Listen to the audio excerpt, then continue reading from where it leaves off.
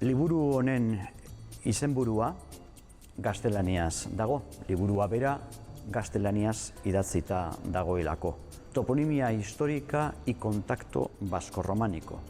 Norte de Valdegovía y Ribera Alta, Álava, Berberana y Junta de Villalba de Losa, Burgos.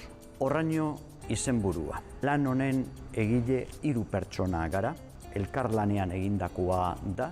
Ibon Olaziregik izan du datu baseen ardura, baita argazkiena ere, aurkibideak berak egin ditu. Pedro Uribarrenak egin du artxibistika lana, berak hartu ditu erregistro guztiak edo gehienak artxiboetatik eta transkripzioak ere bereak dira. 3. kidea ni neu naiz eta Roberto González de Viñaspre hau arduratu da hizkuntza analisia egiteaz eta testuak, hau da, liburua idazteaz.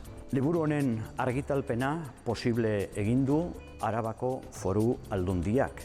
Ekimen hau da beraz Euskaltzaindiaren eta Arabako Foru Aldundiaren eskutik etorritakoa. Zergatik liburu hau gaztelaniaz egia esateko dudamudan ibili ginen, ia euskaraz idatzi behar genuen gaztelaniaz. Azkenean aukeratu dugu gaztelaniaz egitea, kontuan izanik bere azter eremuan Euskal Herritik kanpoko zati bat ere dagoela eta pentsatuz horrela irakurtzeko interesa duen edonoren eskura egon daitekeela liburua. Liburu honetarako landu den edo aztergai hartu den eremu geografikoa zabala da. Batetik doa, eskuin esker, nolabait arabaldean Tetxa ingurutik, hau da, Subijana, Morillas, Hormijana inguru horretatik mendebalerantz, Arabako Gaubea inguruan Burgosko mugaraino, hau da, Osma, Fresneda, Astulez, herri hoietaraino, baina gero ohartu ginen berehala hizkuntza aldetik eta aztergai dugun honetan badagoela hor kontinum bat eta sartu ere egin gara beraz Burgosko Losa inguruan. Zergatik ikusirik aurreko mendeetan eta gaur egunera arte ere iritsi den toponimian badagoela euskararen aztarrenik eremu geografiko horretan. Eta zergatik izan dugu interesa hain zuzen ere eremu geografiko hau ikertzeko eta ez Arabako besteren bat.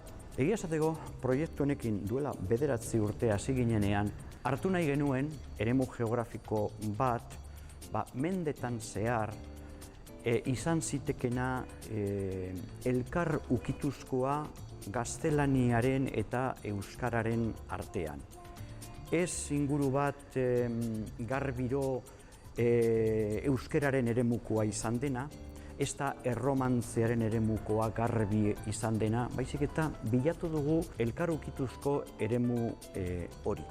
Eta hain zuzen ere honek betetzen ditu ezaugarri horiek. Korpus toponimiko handia baliatu dugu honetarako, 10.000 registro inguru badira, eta gehienak orain arte argitaragabeak. Guk geuk atera ditugu artxiboetatik. Korpus honetan 3% edo izango da erdiaroko kartularioetan agertzen diren lekukotzak, beraz 9. mendetik demagun 13-14 argitaratuta daude eta baliatu ditugu.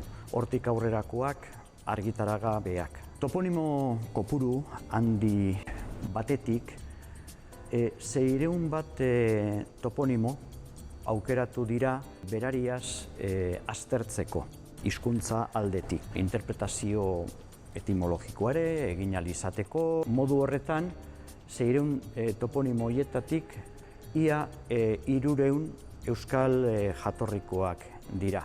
Eta beste horren beste dira aukeratu ditugunak baina erromantzearen ikuspuntutik ere badutelako interes linguistikoa. Eta jakina, badira beste hainbat toponimo aparteko interesik ez dutenak, baina horiek guztiak aurkibideetan ere ematen ditugu. Gure ustez baliagarria izango da beste modu batean ematen dugun informazioa.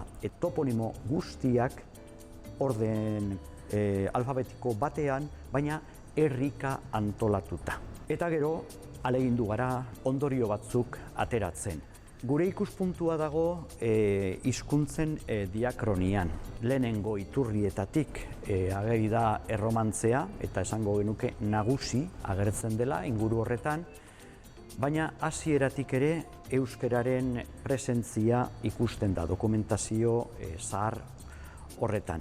Ondorioztatzen duguna oso zaila da eta ezin daiteke hola modu taxatibo batean, jakina kronologia bat jarri, baina lehenengo iturri dokumentaletatik euskararen presentzia txikia bada ere badago, eta uste izatekoa da eremu geografiko horretako toki batzuetan behintzat euskara bizirik edo erabilgarri zegoela komunitate batzuentzat behintzat 15. mendera arte. Gehiago jakin nahi duenak, nahi izan eskero badaki nora jo.